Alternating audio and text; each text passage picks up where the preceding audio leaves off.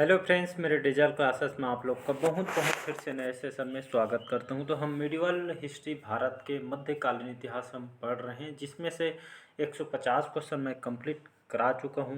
लगभग सभी एग्जाम में जो भारत का जो हिस्ट्री है, इतिहास है, यहाँ से क्वेश्चन आपका सभी एग्जाम, चाहे आप यूपीएससी की तैयारी हो, पीएससी कोई स्टेट का कोई भी एग्ज़ाम हो, चाहे आप सेंट्रल गवर्नमेंट के कोई भी एग्ज़ाम में जैसे आप प्रिपरेशन करते हैं, तो आपका लगभग सभी एग्जाम के लिए इम्पोर्टेंट है। या अगर क्वेश्चन की बात करें, यहाँ से जीके जीएस यहाँ से आपसे कंप्लीट कराया जाएगा। कोई भी अगर एग्जाम का आप प्रिपरेशन करो, इससे पहले मैं 150 क्वेश्चन कंप्लीट करा चुका हूँ। तो आपको डेली बेस पे एक ही स्थान से हम लोग क्या करते हैं, अलग अलग जगह से पढ़ते हैं, इसलिए एक जगह यहाँ पे एक ही सोर्स से पढ़िए। बार अलग अलग पढ़ेंगे तो आपको एक जगह से पूरा आपको कंप्लीट पढ़ना है। तो जितने भी कंटेंट जो तैयार किए, सारे जो क्वेश्चन आपके लूसेंट से क्वेश्चन को तैयार किया है। लूसेंट जो है आपको लगभग 90% जो क्वेश्चन आपके यहीं से उठ के आते हैं, और आपका ये आपका एनसीईआरटी बेस होता है, तो बहुत ही इंपॉर्टेंट होता है। तो इसलिए जितना मैं कंटेंट पे ज़्यादा फोकस करता हूँ, जितने भी क्वेश्चन तैयार किए गए हैं सभी लूसेंट से तैयार किए गए। यहाँ से क्वेश्चन आपके बहुत इंपॉर्टेंट है। आप प्रीवियस ईयर कोई भी एग्जाम पे जैसे आप तैयारी कर रहे हैं, तो प्रीवियस ईयर के क्वेश्चन आप सॉल्व करके देखेंगे तो आपको नॉलेज हो जाएगा इसका। तो बाकी आप समझदार हो। तो चलिए सेशन को बढ़ाते हैं आगे। पहले बार आए हैं तो चैनल को प्लीज़ सब्सक्राइब करके रख लीजिएगा, ताकि नोटिफिकेशन आप तक यहाँ पे पहुँच पाए। तो चलिए 150 क्वेश्चन मैं कल कराया था, आई थिंक उसको देख लिए होंगे। नहीं देखोगे तो जाके देख सकते हैं, प्ले लिस्ट में आपका डला हुआ है। तो स्टार्ट करते हैं सेशन को आज का। बाबर का उत्तराधिकारी कौन था, याद रखिएगा। तो मुग़ल बादशाह जो बाबर थे, इनका उत्तराधिकारी कौन बना था, या उत्तराधिकारी बाबर ने अपने कौन से बेटों को बनाया था? हुमायूं को, जहांगीर को, या आपके अकबर को, या बैरम खान को? तो इसका जो करेक्ट आंसर हो जाएगा हुमायूं, इसका करेक्ट आंसर हो जाएगा। तो बाबर के कितने पुत्र थे? इनके 4 पुत्र थे, जिसमें आपका जो हुमायूं थे आपका सबसे बड़ा वो उनका पुत्र थे। तो बाबर के 4 बेटे थे, मतलब जिसमें से जो हुमायूं आपका सबसे बड़ा उनका पुत्र था। तो बाबर ने इनको, मतलब हुमायूं को, अपना उत्तराधिकारी इनको बनाया गया था, अपना उत्तराधिकारी इनको नियुक्त किया गया था। 4 बेटे थे। फिर उनके मृत्यु के बाद, बाबर के जस्ट मृत्यु के बाद, इन्होंने जो हुमायूं ने अपने 4 भाई को अलग अलग जो राज्य को यहाँ पे अलग अलग उनके हिस्से के यहाँ पे बांट दिया गया था। तो इसको याद रखिए। तो बाबर का उत्तराधिकारी कौन था? तो ये हुमायूं इसका करेक्ट आंसर हो जाएगा। अगला क्वेश्चन देखते हैं। अगला क्वेश्चन ये आपको बार बार एग्जाम में क्वेश्चन पूछा गया है। हुमायूं नामा इसके लेखक कौन थे? हुमायूं, अबुल फजल, अस्करी, या आपका गुलबदन बेगम? तो इसका जो करेक्ट आंसर जो हो जाएगा आपका गुलबदन बेगम इनको कहा जाता है। तो गुलबदन जो बेगम, ये आपके कौन थे? गुलबदन बेगम ये आपके बाबर की बेटी थी, याद रखिए। तो गुलबदन जो बेगम है ये आपका बाबर की बेटी थी। तो गुलबदन बेगम बाबर की बेटी थी, और उसने उसे अपने जो सौतेले भाई जो गुलबदन जो बेगम थे, इनको उसने अपने जो सौतेले भाई हुमायूं के यहाँ पे उनके जीवनी के बारे में, हुमायूं को जीवन चरित्र चित्रण के बारे में हुमायूं के यहाँ पे इनके बारे में लिखा है। जिस बुक का नाम है आपका हुमायूं नामा। पूरा हुमायूं के जीवनी के बारे में इस बुक को किसके द्वारा लिखी गई है? तो गुलबदन बेगम के द्वारा इस बुक को लिखी गई है। तो इसके लेखक कौन है? तो गुलबदन बेगम इनके लेखक है। तो इसको याद रखिएगा। तो ये आपके इन्होंने, गुलबदन बेगम ने हुमायूं के जीवनी को लिखा था। इसका टाइटल दिया था हुमायूं नामा। इसको याद रखिएगा। कई बार एग्जाम में, एसएससी रेलवे में इसको रिपीट किया गया, स्टेट एग्जाम में। अगला क्वेश्चन देखते हैं। चौसा का युद्ध चौसा का जो युद्ध हुआ था, किसके बीच लड़ा गया था, या किसके किसके जो शासक थे, इसमें कौन कौन से शासक बीच लड़ा गया था?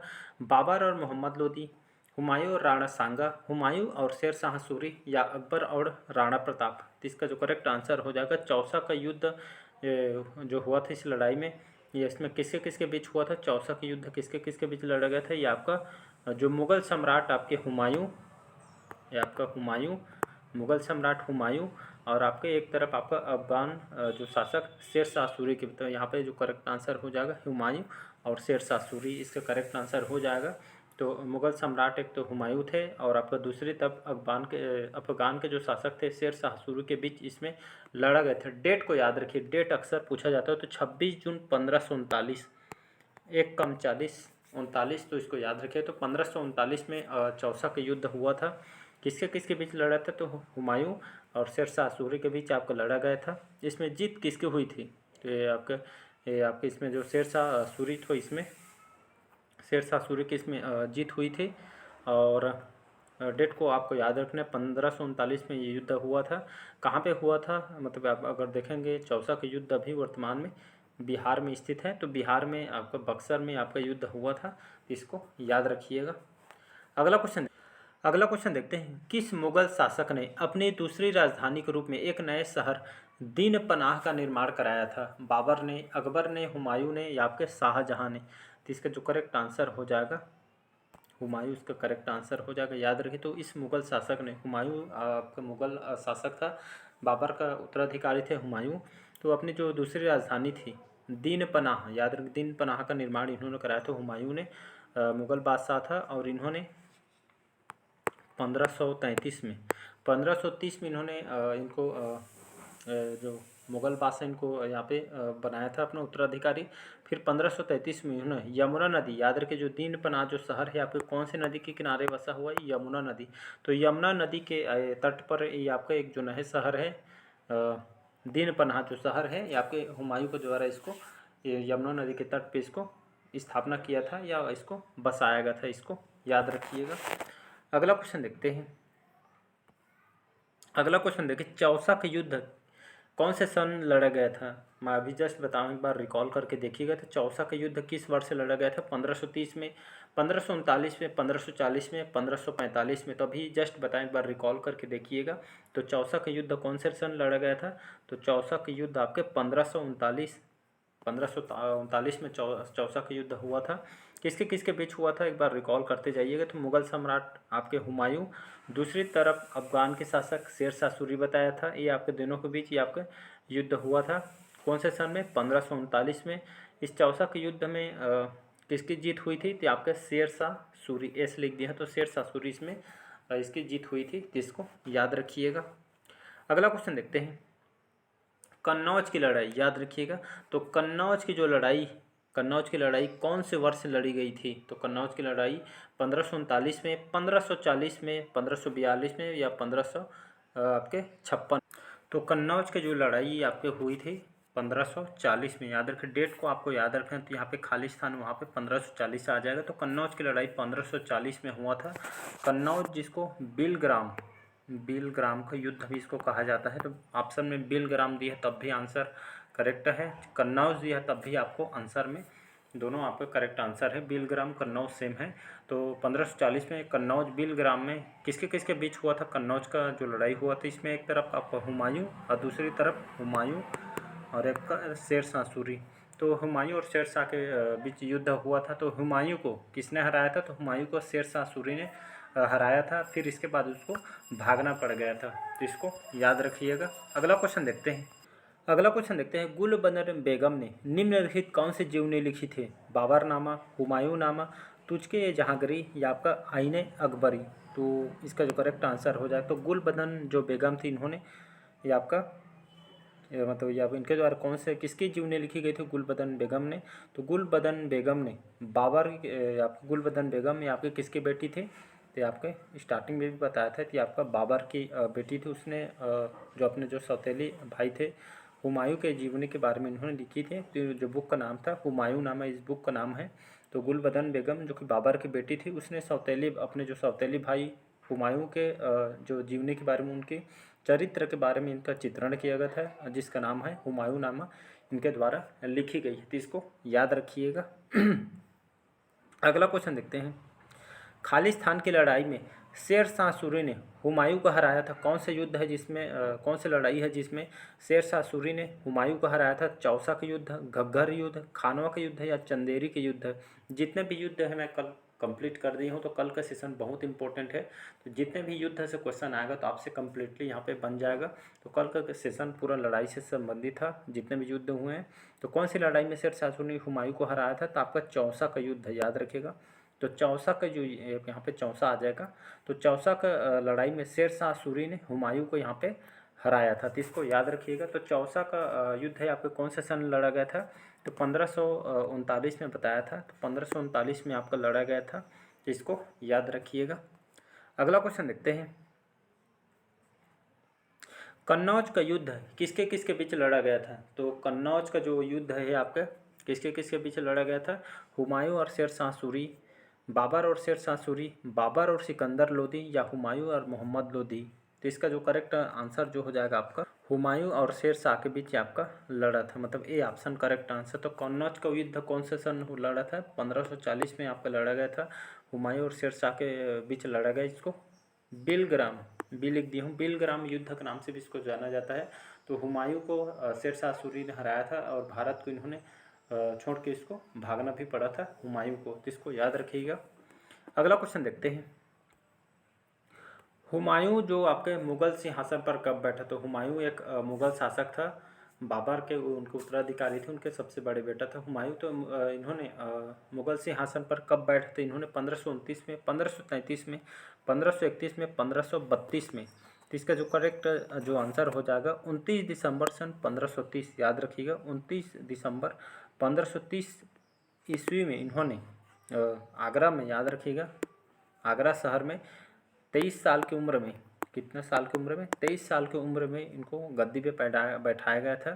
तो यहाँ पे हुमायूं जो कि एक मुग़ल साम्राज्य के जो नींव रखने में बहुत ही योगदान रहा था हुमायूं का, तो इसको याद रखें। बहुत सारे महत्वपूर्ण इनके द्वारा मुग़ल साम्राज्य में इनके द्वारा काम भी इनके द्वारा किया गया, तो इसको याद रखिएगा। अगला क्वेश्चन देखते हैं, इंपॉर्टेंट क्वेश्चन ये भी।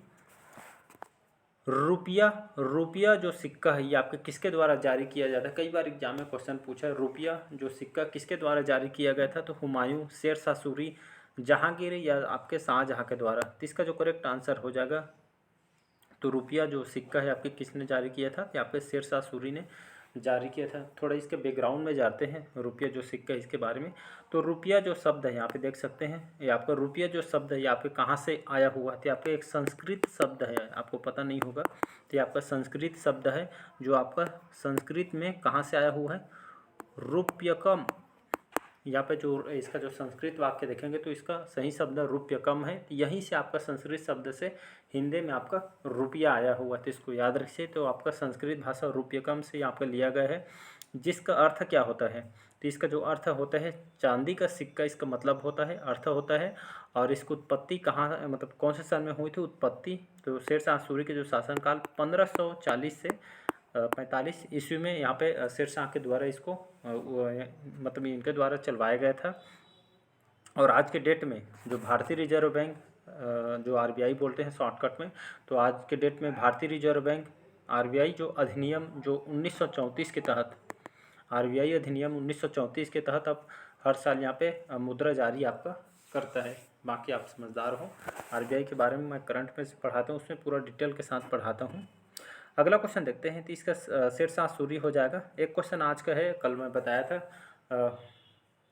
भारत में ग्रांड ट्रंक जो रोड है, ग्रांड ट्रंक जो रोड है किसके द्वारा बनवाया गया था? कमेंट बॉक्स में बताइएगा। कल का सेशन अगर लिए होंगे तो आपका आंसर इसको पता होगा, तो कमेंट बॉक्स में इसका कमेंट करके बताइएगा। तो ग्रांड ट्रंक जो रोड है किसके द्वारा बनवाया गया था? अगला क्वेश्चन देखते हैं, दिल्ली में जो पुराना किला है, दिल्ली में आपका जो पुराना किला है ये आपके किसके द्वारा बनवाया गया था? शेर शाह के द्वारा, अकबर के द्वारा, मोहम्मद आदिल शाह के द्वारा, या डी है आपका शाहजहाँ के द्वारा। तो आपका दिल्ली में देखेंगे तो पुराना किला आपका बना हुआ है, किसके द्वारा बनवाया गया था? तो इसका जो करेक्ट आंसर हो जाएगा, तो दिल्ली में जो पुराना किला किसके द्वारा बनवाया गया था? तो ये आपका शेर शाह सूरी के द्वारा बनवाया गया था। शेर शाह लिखा है लेकिन उसका शेर शाह सूरी बोला जाता है। तो शेर शाह के द्वारा ये आपका बसा हुआ है। पुराना किला आपके कौन सी नदी के तट पे बसा हुआ है? तो यमुना नदी, याद रखिए, कहीं से भी एग्जाम में क्वेश्चन पूछा जा सकता है। तो ये आपका यमुना नदी के तट पे आपका पुराना किला जो है आपका इस किनारे स्थित है, इस तट के किनारे में। और आपके शेर शाह सूरी के अपने यहाँ पे शासनकाल में 1540 से 45 में इसके बीच इन्होंने निर्माण करवाया था। तो इसको याद रखिए। अगर एग्जाम में क्वेश्चन पूछे दिल्ली जो शहर है आपके कौन से नदी के तट पे स्थित है, या कौन से नदी मतलब नदी किनारे तट में बसा हुआ, तो आपको आंसर में यमुना नदी आग बंद के लगा देना, आग बंद करके लगा देना है। अगला क्वेश्चन देखते हैं। अगला क्वेश्चन देखते हैं, निम्नलिखित में से किस शासक का वास्तविक नाम फरीद खान था? याद रखिएगा, दिल्ली का मतलब कौन से जो शासक है जिसका वास्तविक नाम फरीद खान था? मोहम्मद आदिल शाह, हुमायूं, शेर शाह सूरी, या इस्लाम खान? तो इसका जो करेक्ट आंसर हो जाएगा शेरशाह सूरी इसका करेक्ट करेक्ट आंसर हो जाएगा। तो इनका जो वास्तविक नाम फरीद खान था, इसको याद रखिएगा। शेरशाह सूरी का वास्तविक नाम फरीद खान था। अगला क्वेश्चन देखते हैं। शेरशाह ने किस युद्ध के बाद शेरशाह की उपाधि धारण की थी? तो शेरशाह ने कौन से युद्ध के बाद इन्होंने शेरशाह की उपाधि धारण की थी? कन्नौज का युद्ध, चौसा का युद्ध, चंदेरी का युद्ध या समेल का युद्ध? तो इसका जो करेक्ट आंसर जो हो जाएगा आपका चौसा का युद्ध इसका करेक्ट आंसर हो जाएगा, जो आपके 1539 में लड़ा गया था। तो शेरशाह सूरी ने चौसा के युद्ध में, मतलब ये शेरशाह सूरी ने चौसा के युद्ध जज्बात इन्होंने यहाँ पे शेरशाह की उपाधि इन्होंने धारण की थी। और तो यहाँ पे जो चौसा का युद्ध है यहाँ पे कौन से सन लड़ा गया था? 1539 में चौसा का युद्ध किया था। किसके किसके बीच हुआ था? मुगल सम्राट हुमायूं और आपके शेरशाह सूरी के बीच यहाँ पे लड़ा गया था। 26 जून 1539 के बीच आपका लड़ा गया, जिसमें जो बिहार बक्सर में ये युद्ध लड़ा गया था और इसमें शेरशाह के यहाँ पे विजय हुआ था। तो इसी के चलते शेरशाह के मतलब यहाँ पे शेरशाह की उपाधि उन्होंने धारण की थी।